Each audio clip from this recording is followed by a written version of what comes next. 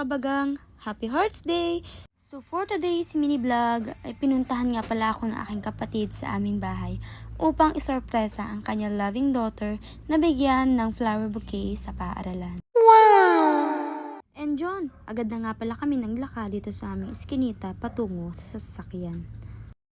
At habang naglalakad na nga kami patungo sa sasakyan, ay it's a prank itong si Princess. Wala pa pala dito si Kuya at nasa kanila pa. Masyado ka kasi excited, kabagang! And finally, hawak ko na rin ang flower bouquet na ibibigay sa kanyang loving daughter. Yan, for the sakay na ang mga princess. Diyan nga pala makikita nyo ang aking kapatid.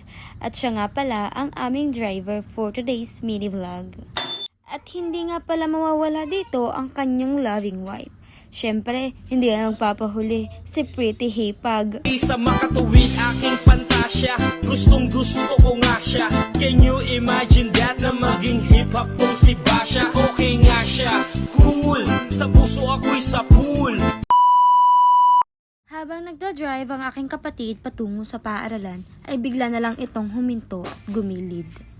At habang naglalakad patungo sa bulaklakan, ay meron lang daw siyang kukuhain at ito ang, ay, shala! Ay meron palang pamani and flower bouquet ang aking kapatid sa kanyang loving wife.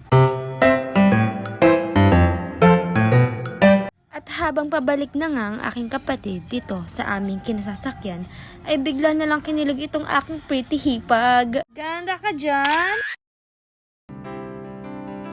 You here by my side, I'm in ecstasy.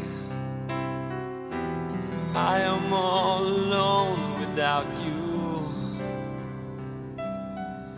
My days are dark without the glimpse of you. Now that you came into my life, I feel complete. At ayun, nandito na nga pala kami sa aming pupuntahan at ito ang Santo Tomas North Central School para dalhin ang isang flower bouquet sa kanyang loving daughter. Wow! For the baba na ang mga person, hawak nga pala dyan ni Inay ang flower bouquet na ibibigay kay Kiara. At ito, akay ko nga pala dyan sa pagbaba ang aking Junakis. Ay, shala, hawak nga pala ni Kabagang ang money bouquet na pang picture sa kanilang loving daughter. Ayan, medyo malapit na kami sa silid-aralan ni loving daughter. At super happy naman dyan ni Kabagang. Finally, nandito na kami sa silid-aralan ni Kiara at sinilip pa dyan ni Kuya kung may teacher. At in-excuse na nga pala dyan ni Kuya si loving daughter. Ayan, at tumayo na si loving daughter sa kanyang kinauupuan. At tinawag naman ni Kuya si Kabagang na may hawak na money bouquet. Makikita niyo dyan si Kiara kung anong reaksyon niya. Kala mo, sa'yo ang money bouquet ha? Flower bouquet lang sa'yo.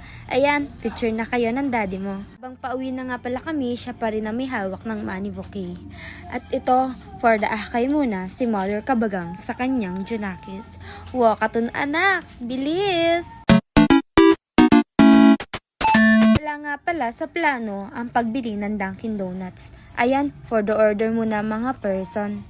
At binigay na nga pala ni ating crew ang aming mga order. Finally, nakauwi na kami mga kabagang. Thank you for watching. Bye!